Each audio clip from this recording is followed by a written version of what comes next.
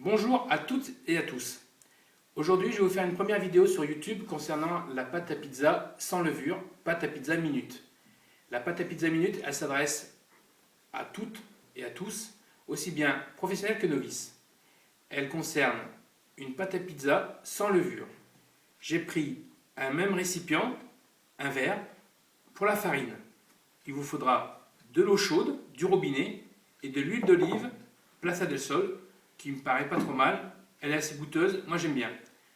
Vous mettez toute votre farine, donc un verre complet de farine dans votre saladier, la moitié du verre en eau chaude du robinet.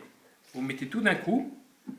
Vous rajoutez un tout petit peu d'huile d'olive, vraiment une cuillère à soupe, et vous mélangez d'un coup, de sorte à ce que la farine et l'eau puissent s'amalgamer en une seule fois, sans avoir besoin d'y revenir en y rajoutant de l'eau ou de la farine.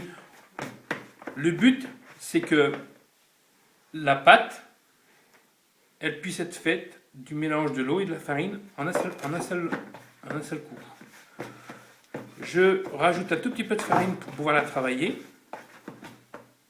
Donc l'équivalent d'une vingtaine de grammes de farine. Ça, c'est un peu comme on veut, hein. Et je la retravaille un tout petit peu. La consistance de la pâte à pizza minute sans levure doit être la consistance de votre pot. Vous pincez, vous regardez, ça correspond. Si vous voyez qu'il en manque un petit peu, vous rajoutez un peu de farine. Voilà.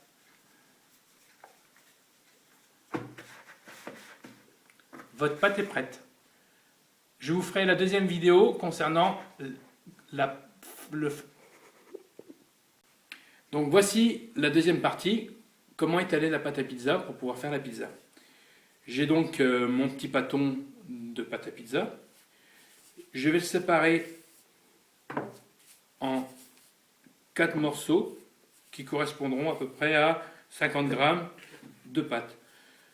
Ça correspond à la moitié de votre main. Vous façonnez un petit peu le pâton que vous avez fait en arrondi. Je vais me servir d'une planche à découper qui fait à peu près 33 cm de diamètre. Je farine ma planche. Je forme mon petit rond de pâton. J'étale, je tourne, j'étale, je tourne, ainsi de suite.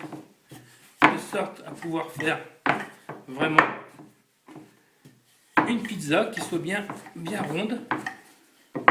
À chaque fois je tourne. Quand il me manque un petit peu de farine, je rajoute un petit peu de farine pour pouvoir l'étaler correctement.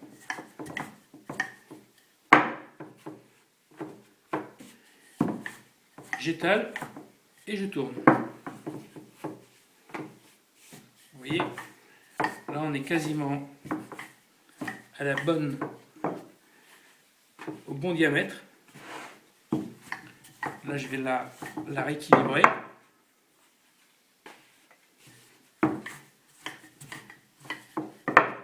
Et votre pizza est prête à garnir.